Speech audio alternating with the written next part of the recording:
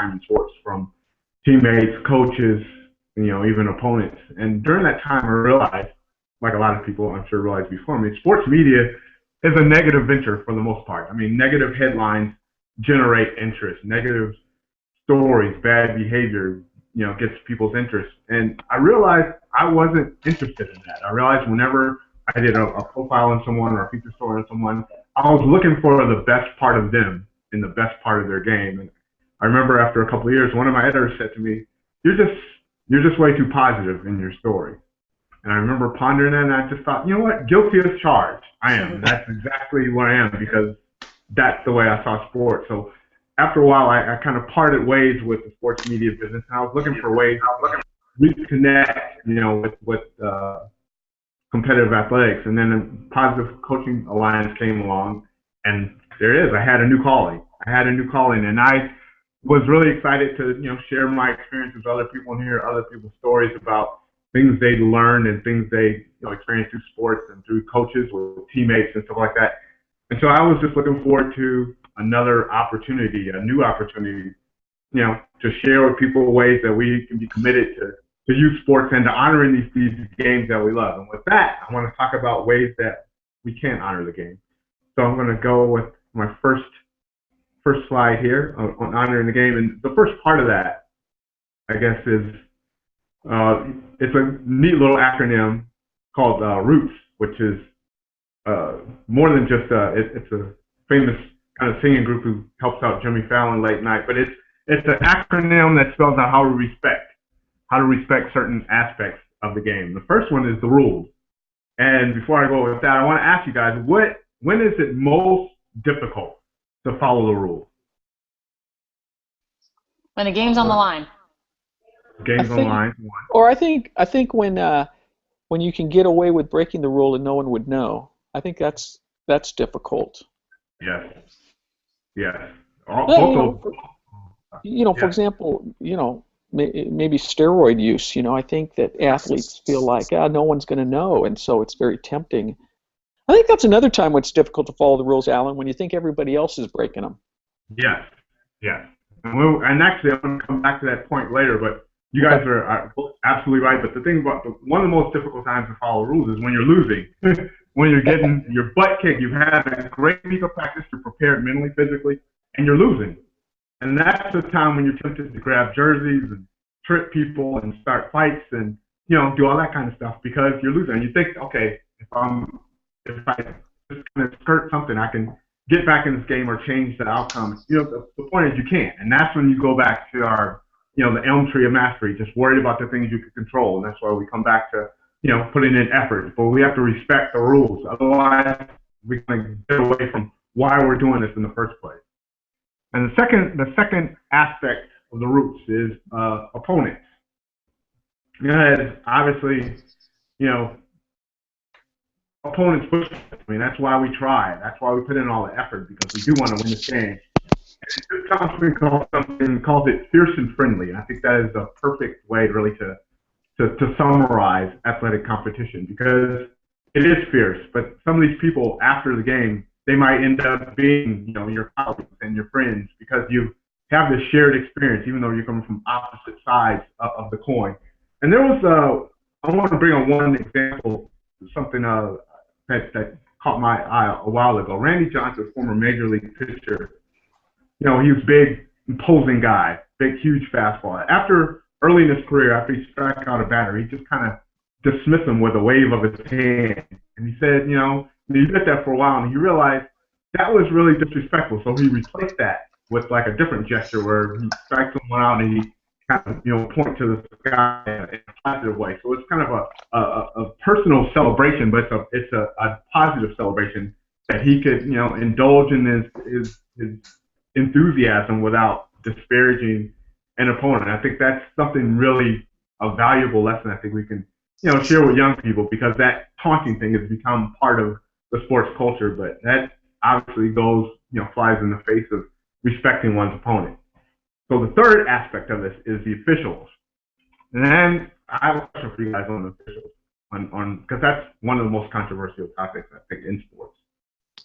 Is there ever one time when it's okay to disparage a ref or to get in his face and to go crazy on a ref and just, to let loose with everything you feel? Is there ever a time to do that? I can't think of one. I have a slight one. I have a small one. Really? Uh-oh. This just happened this morning, actually. There were two officials that were not calling my daughter's lacrosse game well, and it was getting dangerous. And I was in the sidelines watching my own daughter get hacked and slammed and slashed in the head and knocked off. And these two, no offense, male officials that did not know what they were doing were not calling it. And I was getting worried. I was getting nervous. So I was really tempted to go ballistic on the officials. But you didn't. But you didn't. But I didn't. One ball. Well, so Alan, to me, that's the key to the question you asked. You said, is there ever a time to get in their face? I mean, I agree with Kelly. I think safety is a time where you talk to, probably if Kelly, you weren't a coach, were you, in this game? No, I was a parent. So maybe you go to the coach and say, hey, I'm worried about the safety of the parts, and then, encourage the coach to address. But there's a distinction, right? He didn't say, is there a time where you intervene with the officials? He said, is there a time where you yell and scream and get in their face? Yeah. Yeah. Yeah, the answer to that is no. There isn't one. There isn't one. But that's a really great point, though, about safety, because that's why we have officials. That's really their number one reason, is to ensure safety. But yes, if they are endangering the combatants, then yes, of course we would step in. But we always got to keep a cool head about it. That was kind of my main point. But that was very good. You got me to think about something else. I appreciate it. I appreciate it. I'm still a little fired up. I got to calm myself down. Well, that's part of it. Emotion is part of it. So our next person who's worthy of our respect, our teammates. And with that, I have another question. So can anyone here give an example of a friend or a teammate who became a lifelong friend or colleague, or even a life partner? Can anyone give me an example of that? Is that true with this crowd? Yeah, I have several former teammates that I remain close to, and some of them, Alan, I may not talk to for 2 or 3 years, but if we bumped into each other, it would be like seeing an old friend, a close friend, even if we haven't communicated for years. That's great. That's great. I mean, I asked that simply because that's one of my favorite components of sport. It's like, you're going to meet people that you're going to know the rest of your life, and they're going to be lifelong friends. And when you meet them and as you're working together, why would you ever want to embarrass or disrespect or undercut the efforts of someone you love very dearly? And that's what your teammates are. They become like family. And so that's one of the cardinal sins, I think, of sport, is disrespecting your teammate, because you're in this together. And I'm going to probably come back and say that many, many times. We're all in this thing together, but that's where you learn that very valuable lesson. I think that is the number one virtue, I think, of sport, is learning to be one's teammate. So we can never. What if I think one of my teammates is dogging it and not giving us, he's not respecting the rest of us? Sure. That's definitely it. Obviously, having played on the highest level with some huge egos and huge salaries involved, that definitely can be the case, but you can handle that. There's ways to handle that are classy, that stay within like the realm of respect. It's not, getting in someone's face. And we see this on TV all the time. You see people going at it on the sidelines, and that's not the place to do it. The time is to do that privately. And you could do it after practice, or even, you can, go and hang out somewhere at a local restaurant or something and have that discussion. Because that does happen. People have different levels of expressing themselves, different ways of expressing themselves, and I've seen that happen before. So, well, you aren't as committed to this as I am, and it helps to have a one-on-one conversation. And I think that only helps the relationship. That can only build a relationship if you feel compelled to do that. I've seen that happen in the past. Guys who just had different personalities, had to talk it out, with outside the context of the team. But I think that's a great question and a great point. And with that, I'm going on to the last part of this. The S is for self, respect for oneself. I think that one's probably the trickiest because I think we probably don't think about that one, as much as we do the others because it's not as obvious. But having respect for oneself is what Jim Thompson calls like having one's own standard. I like the way that's put, and that's difficult, and kind of goes to what you were just saying, Ruben. Like how, what's difficult about living up to our own standard? What kind of gets in the way of that? Or what you say? What's the most difficult part of that? Living up to your own standard. When others don't. Yeah, when others don't, and you're tempted to kind of go with the crowd, or you don't want to stand out, or you just want to go with the flow. Prison lingo, go along to get along, and it's one of those things that are tempting, a trap that's tempting to fall into. But always living to your own standard, is probably the most challenging part of it, but the most important part of it. So with that, I want to speak more about what is my next slide. I'm gonna go to my next slide. It's a scenario. The scenario one. Oh, that's a scenario one. Actually, I do have one. I don't know if it's completely accurate. I thought about this because we're going to sportsmanship after this, if I'm not mistaken. But I want to say so Alan, you know that we provide the scenario for you right there. Yeah, you do. Yeah. Yeah. Okay. Okay. What is the scenario? Can you give me one? Yeah, the opposing coach has been riding the refs the entire game, and it seems to be working. Now, in the final moments of a close game, the official makes a horrible call against your team. What do you do? Oh well, that's when you start to practice all the principles I'm gonna get to. You save it for later. If you want to confront the ref, you don't do it right then and there. I think you kind of save it for later for a timeout. You don't outwardly show emotion and go crazy and go nuts on the ref, but it's something you want to save for later. I'm sorry, I wasn't thinking about that. I was thinking about my own scenario. Sorry. That's okay. But what was my next? What was my next slide? If I can go to my next one. So next it gets into the toolkit, the double goal coach moment of truth, and then it talks about the tools. The tools. This goes back to the Kelly, Kelly, excuse me, Alan. I wonder if it would help Alan if he clicked on the image there with where. Can you see where Kelly's showing the slide, the small bar? Right. If you click on that, it makes it big. Oh, yes. Okay. I didn't know I could do that. So this was so this is the scenario. And then it says you would ask the audience, what would you do?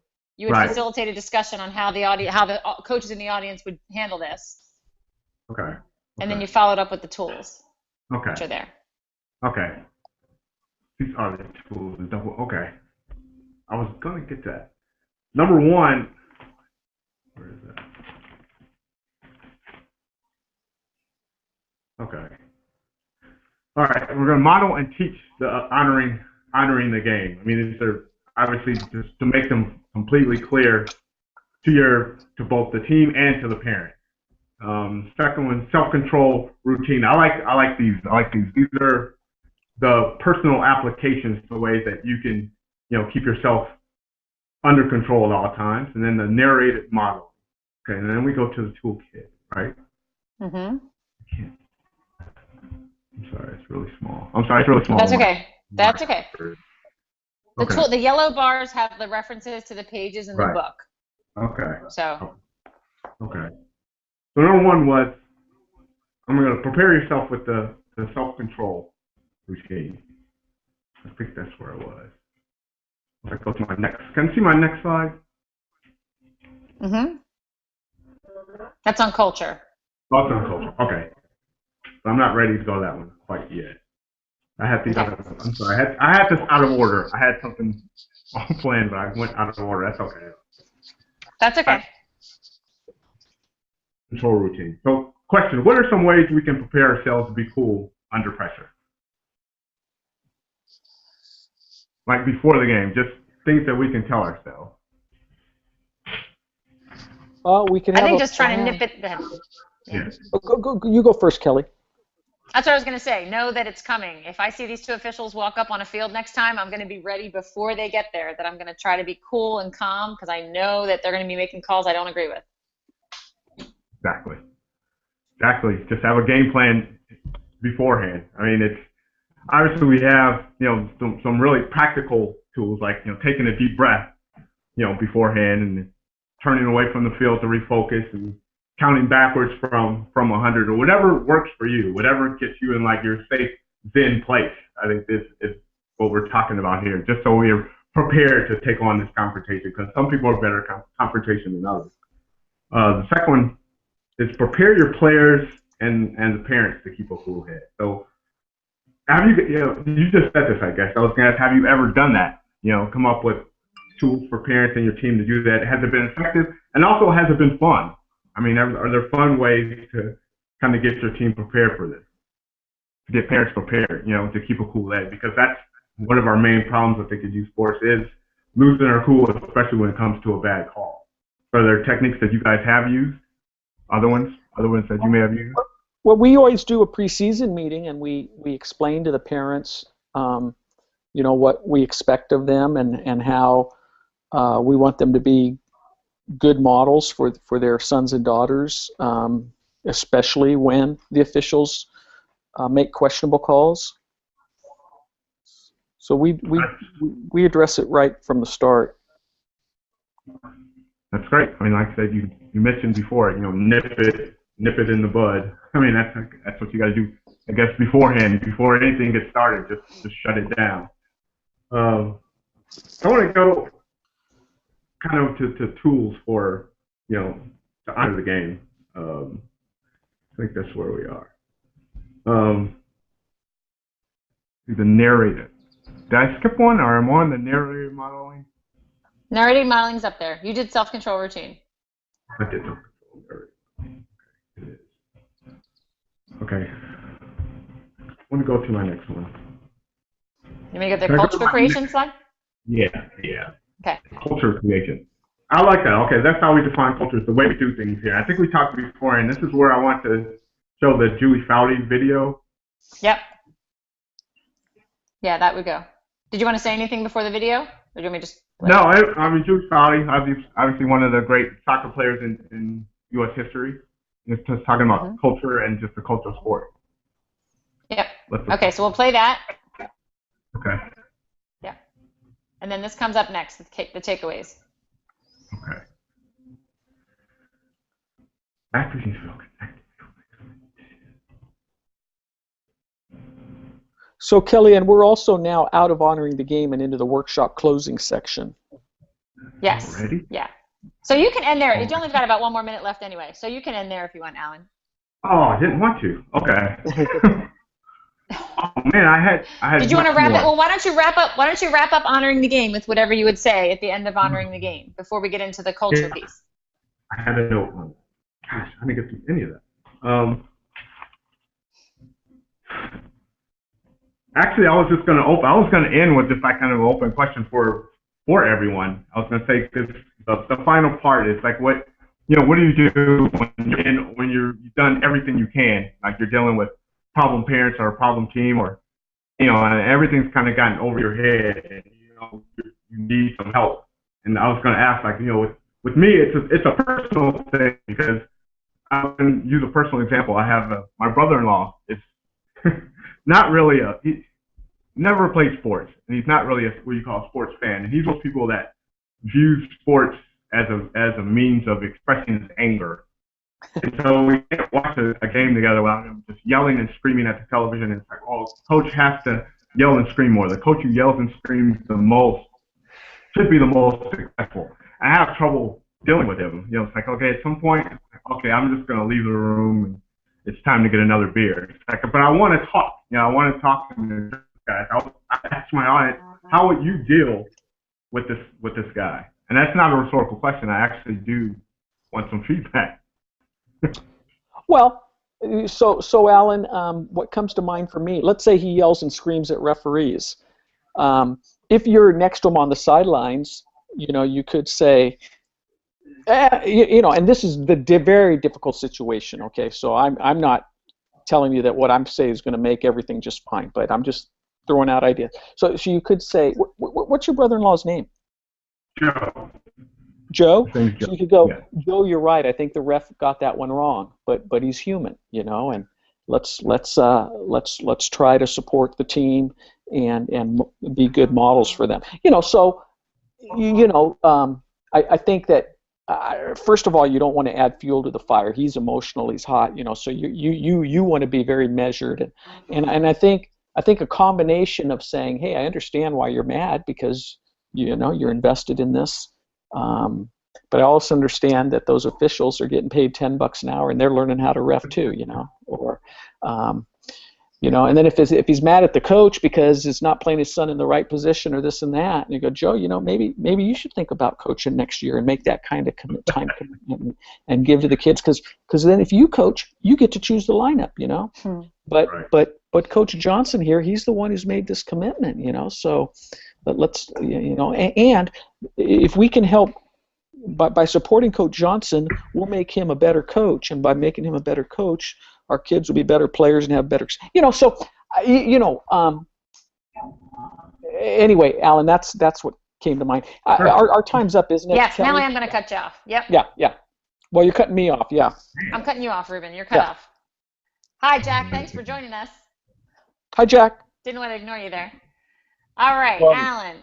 I love it. What? What'd you say? I want to do it again.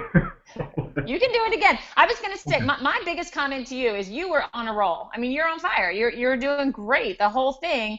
You know, at the end, you got tripped up because of the slides, and that's where it got choppy. But before that, I'm not sure what happened, but before that, you were on a roll. I mean, you were doing great. You were keeping us engaged. You were having fun. You brought up some great stories. Your explanation of each of the parts of respecting the rules, opponents, officials, teammates, and I mean, that was spot on. It was great. You know, when it's difficult to follow the rules, you got all the answers from us, and then you said when you're losing. Like, that's pretty much the blanket statement. That you did a nice job at taking all of the information and just making it real strong. I like the way you brought up a lot of examples. Like, here's what happened to me. Here's what I've seen happen. That's what we want to hear from somebody that's played at the level that you've played. If I want coaching advice, I want coaching advice from somebody that's been coached by the best in the business and somebody that's played. And so I liked the way you were throwing in examples. I've seen this happen. I've seen this happen. Even going as far as saying, you know, when there's money on the line, you know, these players weren't honoring the game, and giving examples of that, because I can translate that down to my level and it can put things in perspective. That's what I want to see. And I think you have a good balance of seriousness and smiling and having fun with it. So I would say, I mean, up until the part where you got thrown off by the slide that was out of order, I had no issues at all. I thought you did a great job. The facilitation of the scenario, you know, getting us as an audience to really talk about the scenario and how I mean, the point of the scenario is to get the coaches to put what you said into practice. And then the point of the follow-up is there's the tools that can help you work through the scenario. So here's the tools, you know, they thought of ideas, how they would handle it. And then Alan's going to tell you all these awesome tools that we also have in our book that can help you do the scenario even better. So that's my feedback. Ruben, I don't know if you want to add to that. I feel exactly the same way. I thought the opening was really strong. Your introductory remarks and your own background, combining your having played in the NFL and the writing career and how that got you thinking. I mean, I thought that was very effective. Yeah, you know, sometimes stuff happens in a workshop, Alan, and it throws us for a loop.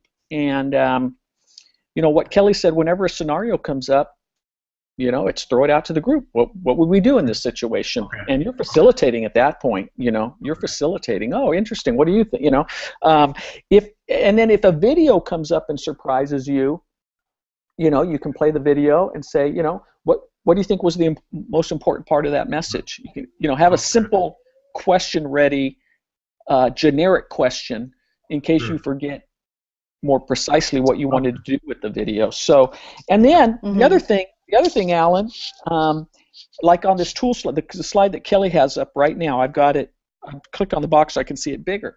If this slide comes up and I'm like, double goal coach moment of truth, I don't know.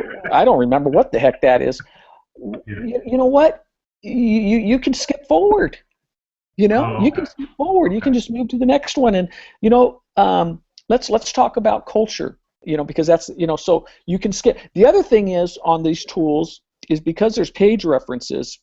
Right. If you don't remember what model it teaches, if you want, hey, I'm going to move us forward, but if you will turn to page 47 right now, I want you after the workshop to come back and read about these tools.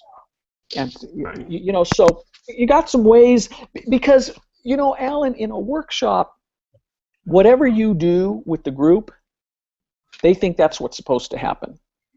Right. You're unless you have Kelly there, unless Kelly pays a surprise visit and shows up as a participant in your workshop, then you got somebody there who knows, wait a minute, Alan's winging this one, but the participants, they don't know. Whatever you do is the workshop. And so and really the only way they do know is if you point out that you goofed up, or you know.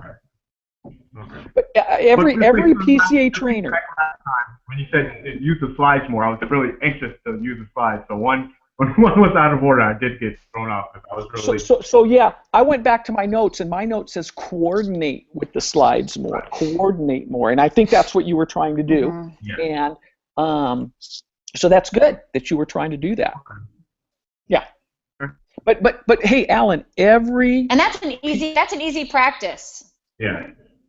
Okay. Every PCA trainer has brought up something, and it wasn't what they expected. For some reason, I didn't think the video was going to come up now. Every trainer at some point skips something. Right. And sometimes you skip just because you're out of time. You're just short on time. So you have to move forward. So. So you coordinate with the PowerPoint. Never let them see you sweat.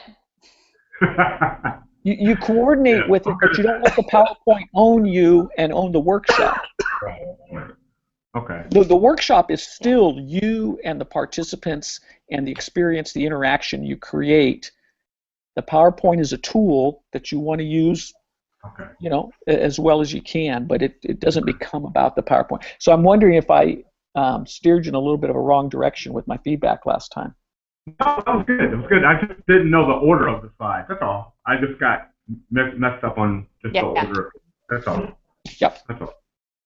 Yeah. No, and that's something that's easy to practice. It's easy to just sit and click through and practice what comes next and what comes first and all that. But as Ruben said, we want you to be the main attraction. The slides are there to help the visual learners, to help the people that just need a little bit more organization. They're there to keep you prompted. They're like memory triggers. They're not necessarily things we want you to click and read. So I think you'll be fine with that. Hey Kelly, I have to jump off here, so I'm gonna let you. And I know Jack's got his appointment with you. Alan, you mentioned that you want to do it again. If you want to, I'm sure Kelly will take you up on it. It's not required. You've done what we wanted you to do here. But if by any chance you want to do this again, you just get a hold of Kelly. We'll make arrangements for that. Okay? Okay. All right. Thanks, guys. I'm going to run. Jack, good luck. Hope Kelly's not too hard on Ruben. you. I am rough, man. I am tough. Thanks, so Kelly. Jack, Thanks, Alan, I don't know if you want to stay on. Jack, that's okay. Can you hear me now? Jack's actually doing his introduction. Yep, I can hear you. Okay. Now you're on mute. On mute for a second, Jack. All right, there we go. So Jack went through the last course, and yeah. Can you hear me? Yeah. I can hear you. Okay. How close are you to Austin, Jack? You mean right now? Say it again. You mean right now, or where I'm normally close to Austin? I'm really just north of Houston, but I'm outside of Philadelphia right now. Oh, you are? Oh, that's right. You said that. Hey, welcome to PA. I bet the weather's a lot nicer than it is down there in Texas. Yeah, it's hot. Oh yeah. No. I live, Alan. I live over in Conroe, which is just about 3 hours to the east of Austin. Okay. So Alan's from Austin, and we were just talking to him about we've got like 3 or 4 trainers now in the Austin area, and some of the workshops that are going to be going on are going to be in Austin because that chapter is getting started, and then some of them are going to be kind of bleed overs from Houston that are kind of working their way out to the Austin area. So I don't know if you two are going to cross paths, but hopefully you will be at some point. Jack is doing the revised, because the neat thing, Jack, about this is course number 9 that's going on right now. They have been using the brand new PowerPoint from the beginning for the last 6 weeks. So the people in this course don't even realize there was another PowerPoint before. It's just timing wise. And I kept telling them, like, you guys are actually going to be ahead of the gang because you've been practicing with this, all along. So Alan probably has more experience with this PowerPoint than you do at this point, Jack. But exactly, yeah. We're having all of our trainers get recertified in this new workshop, Alan. And so Jack's going to be demonstrating the beginning, just the introduction slides for this workshop, and then that checks off one of the boxes that Jack's ready to go, and we feel he's got a good handle on this new workshop. Okay. Cool. So Jack, I have it up. If you want to see it, I can click through it as you click through it. Okay. Do you want me to start with the sign in for today's workshop slide, or do you want me to start in with the positive coaching slide? I think it never hurts just to practice your sign-in spiel, because it's always good to just get comfortable with that, and you can just say the workshop is workshop number 1, 2, 3, 4, 5, like whatever you want to do. Yeah. Okay. But I think it would be good for Alan to hear somebody else do it, another style of it, and then I'll give you 20 minutes just to do it. But if you don't feel bad if you don't get through the entire introduction, because it's a lot of stuff in the intro now. Right. I keep teasing Jim Thompson hasn't been able to do it yet in 20 minutes, so if he can't do it, we're all in trouble. Right. Okay. So you can use Alan and I for an audience and just jump in. Super duper. Okay. Well, I appreciate the introduction, and again, like I said, my name's Jack Sears, involved in coaching and being an athlete for now. Well, gosh, I started when I was pretty young, so about 50 years. I've been doing different things, and I think one of the highlights of my life was to be able to coach internationally. And I spent a number of years, about 15, overseas, where I coached basketball and softball, and most recently I was living in Turkey, and I was coaching basketball and baseball there.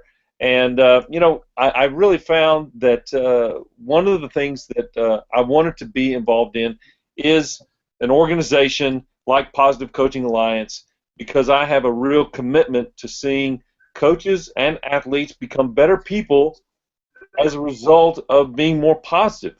And that's what we're going to talk about today. We're going to talk about what it really means to be more positive as coaches and working with athletes. Now, before we get started in all that, I want you to know that we have a way for you to sign in, because there's some really cool stuff that you're going to be able to access, some information, the website, all that stuff when you sign in. So here you see our first slide here about signing in for today's workshop.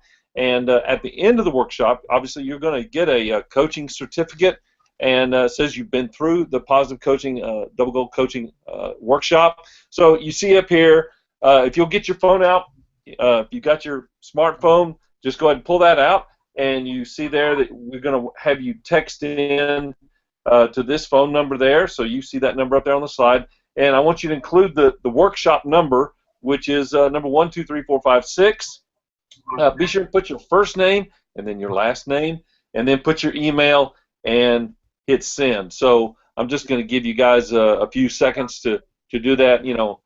I'm sure most of you are probably more savvy at using your smartphone than I am. I don't know, like many of you, my hands are so big sometimes I push the wrong buttons, but maybe you won't have that problem. But yeah, go ahead and finish that up.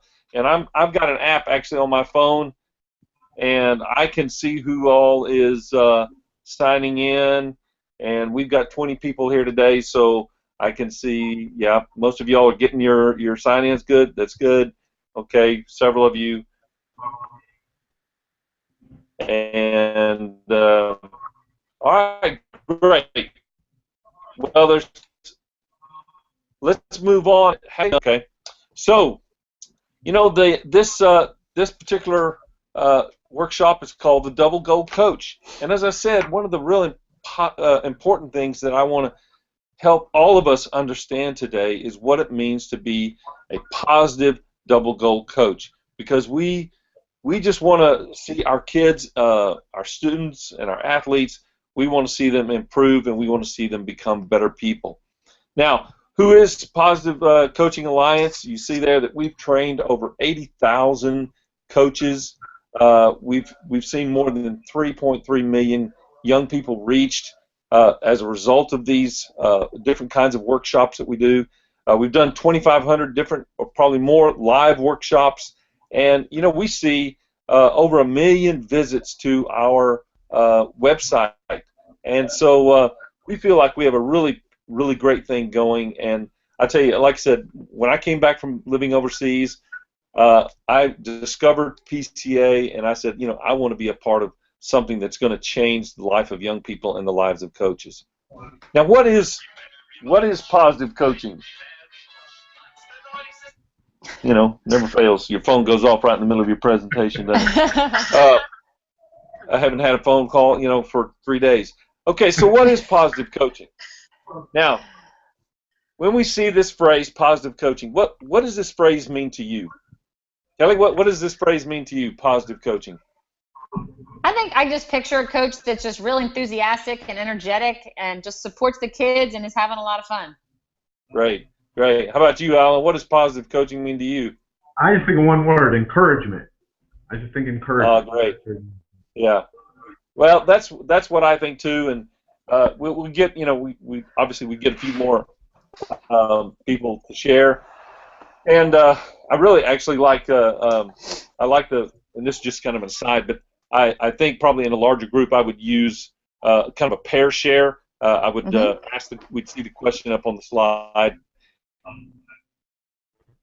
Yeah. And then have them share back to the group. So anyway, okay, thanks for all those comments. That's great.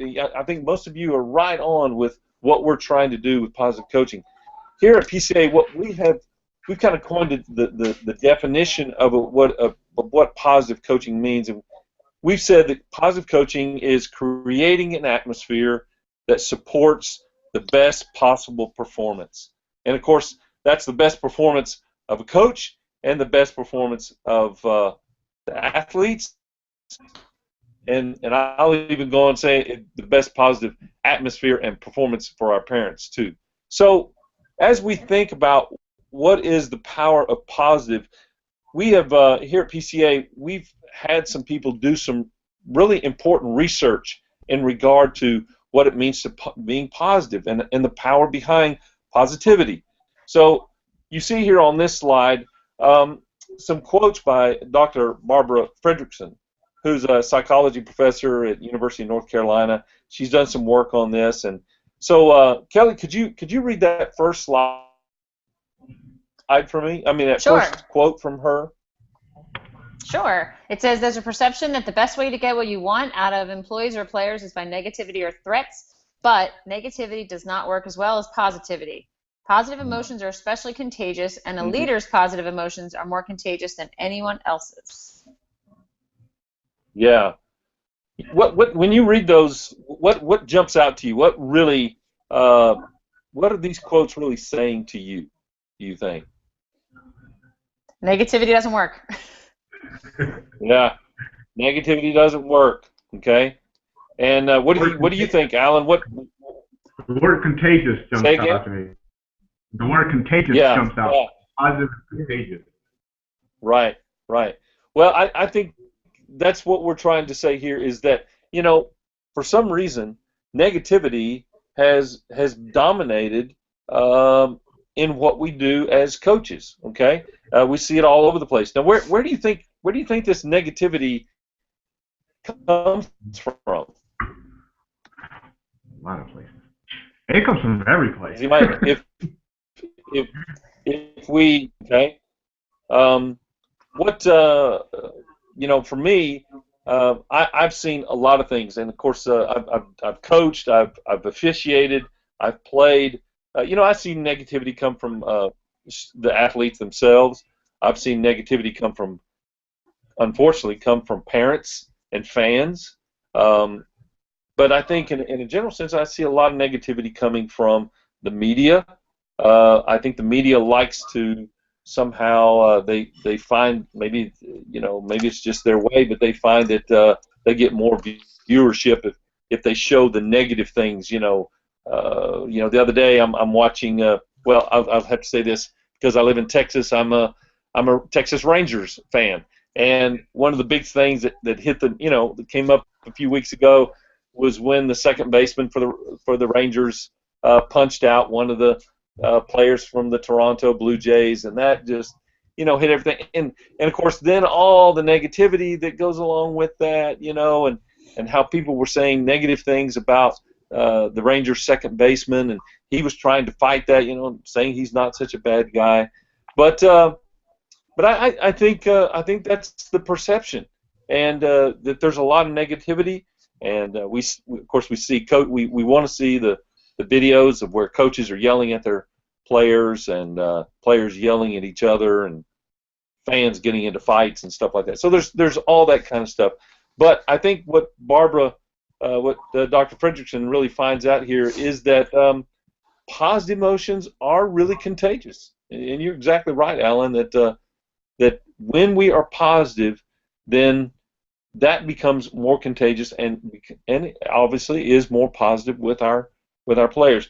One of the things that we really want to this phrase right here, upward spiral, I think is something that the author of the book, Double Gold Coach, Jim Thompson, he's talked about, and that is, as we think about I kind of think of it like, negativity is like a downward spiral. When we see players or when we are using negative comments or we see negativity, it just goes, it almost kind of looks like a bad tornado. It just goes around and around and around and goes down, or maybe we can say it's like flushing a toilet or something like that, that's where the negativity goes. But I think when you turn that thing around and you have an upward spiral and you see positive things being said, positive actions being done, then that just gets bigger and bigger, and it's a lot more positive. And players see it, the coaches feel it, and parents see it too. So that's one of the real positive things. So study after study shows that there's just more benefits of the positive approach. You see this slide here about the from Sports Illustrated about the importance of positivity, and you can refer to that. And elite coaches actually agree with this statement about being positive. And so let's look at this quote by Phil Jackson, who's the president of the New York Knicks. He said, "About that time, Jim's book shows up, and positive coaching becomes an influence in my life. The 5-to-1 ratio, 5 praises to 1 critique, and of course the rest we know is that these Bulls won 3 championships in a row." So how many of you know who Phil Jackson is? Okay. Yep. Well, yeah, most people know. I begin to wonder as time goes on, as people, this is kind of an aside, but how people are going to continue to know some of these, coaches and athletes that are getting. Yeah, they don't all know. Yeah. Well, that's great. I hope we never forget some of these really important people. I have to say too, just an aside, I thought it was interesting in Jim's comments that I was listening to earlier that he asked his crowd, who's Jim's book, and some of the people weren't even sure who Jim was, but I'm not sure if I'd throw that question out there or not, but maybe for fun. Well, you're not Jim, so he can throw that comment out. So I think Phil Jackson gives us a great testimony of what positive coaching has meant to him and to his success. Now, if you've got your book, and unfortunately I don't have mine with me, but if you've got your book, and everybody should have one, I want you to take your book and turn to page 2. Okay? So you turn to page 2, and you see here more comments by Phil Jackson, and I just want you to, it's okay to either mark that or dog-ear that page, and maybe later you can come back and read this whole thing and really get a good idea of what Phil Jackson is trying to say to us. Okay. Now we also have some other elite players and coaches who agree with this philosophy of positive coaching, and you see this slide. How many of you can name some of the people, coaches and athletes on this slide? Julie Foudy. Yeah, Julie Foudy. I knew you were going to say that one, Kelly. You know, And Janine Tucker. Janine Tucker. Yeah. Tucker.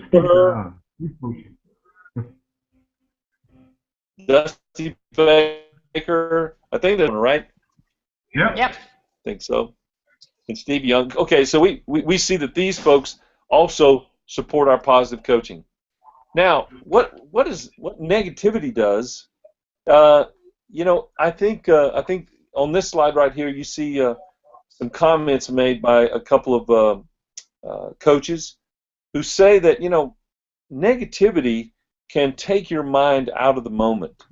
This was, I believe, came from Charlie Mayer, if I'm not mistaken, and it distracts you from your task.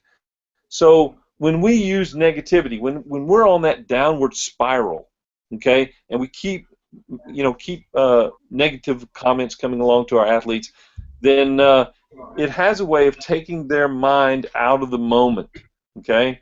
And I guess we've seen that happen. I see it happen with basketball players, where they make a mistake, and instead of moving on from the mistake, the coach balls them out. They call a timeout, or they substitute a player, and they just really have a tough time getting back into the game.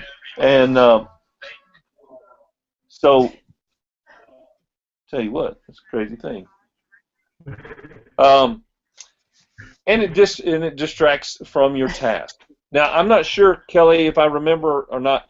Are these 2 points were these made by Charlie Mayer, or did these come from somewhere else?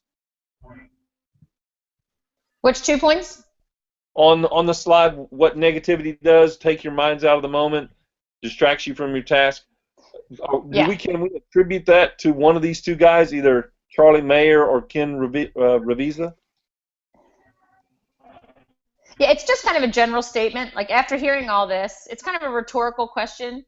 You agree the positivity works better, negativity distracts, so why is there so much negativity in sports? The one comment I was going to make, you already talked about the negativity prior, so I don't think I would repeat it again if I were you, but I would probably wait to talk about the negativity until you get to this slide, rather than when you talked about it before. Yeah, okay. Yeah. Okay, that's... So you can skip through this because you already had the negativity talk. So I would skip it. Yeah, do you agree? Yeah, okay, and negativity in sports. Okay, so we come down. So let me just skip. I'll just skip on over to the PCA's vision. Yes. So we use our vision. We use sport psychology research to support our philosophy and what we want to accomplish in PCA, and we use the best practices of great coaches, because our aim and our goal is to develop better athletes, better people. And so, as a result, as I said, you have your book here, The Power of Double Goal Coaching, and in this, this is a real great support tool for you. It's based on research, and it's really like a coaching model that can help guide you. It's practical. And as a result of what we do here at PCA, you have ongoing support. The book, you get weekly emails or coach, what we call talking points. I think those are weekly. And then we have the website, which has all kinds of great stuff for you as a coach. Now, I want to ask, what makes a great youth sports experience for kids? They have fun all the time. That's right. Okay. What else? What about you, Kelly? I think a great team. Great youth sports experience. I think if they're on a great team, most kids want to play sports because their friends do, and they want to have fun. So I think a good team experience. Right. You know, it's an interesting thing that the research is coming out saying that, you know, a lot of kids are dropping out of sports by the time that they get to young adolescence, you know, like when they're 12, 13s. And so it makes me wonder sometimes, and I don't know about you, how many of you are experiencing that in your own organizations? Are you seeing a number of, dropouts, kids that are just not playing sports anymore? Are you seeing much of that? These are some questions, that I would ask my group, depending on what the organization is, obviously. But but we do know it's there. The research is out there. Well, I think there's three things that really helps an athlete have a meaningful experience, and one is feeling connected to teammates and their coach. Kids just love to be connected. I spoke not too long ago with a junior high football coach, and they have basically a policy that says any boy who wants to play football can come out and play, and they do whatever they have to do to make sure they get them a uniform and pads and all that they need, and so here he is at this junior high school, and he has like 130 boys coming out to want to play football, and Wow. and I'm thinking to myself, and we actually were talking about it, and I said how do you deal with 130 boys coming to play football? And he said, well, we have this policy that says if they want to come and play, we just try to figure it out. I mean, it's really crowded, the locker rooms are crowded, and everything else, and we have to get things. But he said, what the main thing is? It's not that these boys come out here to because they all think they're great football players. He said they come out here because they want to be with their friends. Mm-hmm. And he said that's the biggest thing. He said now we'll probably lose a number of kids. They'll kind of get into practice and stuff, and we'll lose probably 20 or so just because it wasn't what they really expected. But still, I think kids, they want to have a meaningful experience, and they want to feel connected to their teammates. And so it doesn't matter. They may not be a great athlete or not. They want to be with their friends, and so that's very important. And then you get a lot of kids. I'm going to stop you there, Jack. Okay. Just to give you an idea, yeah, that was 20 minutes. That's okay. You didn't have that much further to go for just the intro. The only part, that was basically the intro, and then the legacy piece is sort of the tail end of the intro with Herm Edwards, and then it gets into the double goal coach model. So you didn't have that much further to go. So you did fine. Let me switch this over so I can see you better. I don't like to see people through my phone. It's kind of hard to see. It's working with new material, as you said. Absolutely. Yeah, and it's just getting used to it, practicing and all that stuff. So, yeah, no, I do. Jeff, I think you did a nice job. What did you think about that, Alan? Getting to see somebody else do? No, that was cool. Plus, you handled the whole distraction part because your phone rang at this point Q when you're being distracted. That was really good. That would have worked well for your point you were trying to make. And you know what? I've been a couple of workshops already where the phone went off. Some coach's phone went off or something else, And I think, it's never going to happen to me. I teach at Sam Houston State, making a point to make sure and turn my phone off. But since I've been on vacation up here, like nobody ever calls me, so I don't know what to do. You weren't expecting it, right? Well, one of the things too, I use that in my text to sign-in talk, where I go through, one of the things that, just two things that you missed with the text to sign-in talk was the pound sign. Don't forget to tell people to use the pound sign when they put in the number, because if they don't put in the pound sign or hashtag, it's not going to register. I did that once, and everyone's like, it's not working. I'm like, what the heck's wrong with you? And I realized it was the pound sign. And the other thing, too, it's really valuable because they're going to get resources sent to them, because there's no way we can go through everything we want to tell them in the short workshop. So it lets them know they're going to get the certification card, but they're also going to get Talking Points email, the newsletter sent to them for 6 weeks. They can continue it after 6 weeks, but for the next 6 weeks, they're going to get that. It's coming to them automatically to keep them connected to the mission. So I always say that, too. And then I tell them, all right, now that you've all signed in, put your phone on silent if you don't mind, or turn it off so that we can, it's just a good thing. If the phone's in their hands, remind them all to put it on silent. And then I say, too, like, guys, I know you're here. Your kids are at home. If you need to make a phone call or you need to text, feel free to go outside. I'm not going to yell at you. Right. But anyway, I say something like that. Jeff, I think you did a fine job for going through this for the first time. I think, I've always really liked your conversational tone. I think you're really easy to listen to. And you've got a lot of experience internationally, which I love to hear more of, and I think I told you that before. I think that's really cool to bring into your workshops.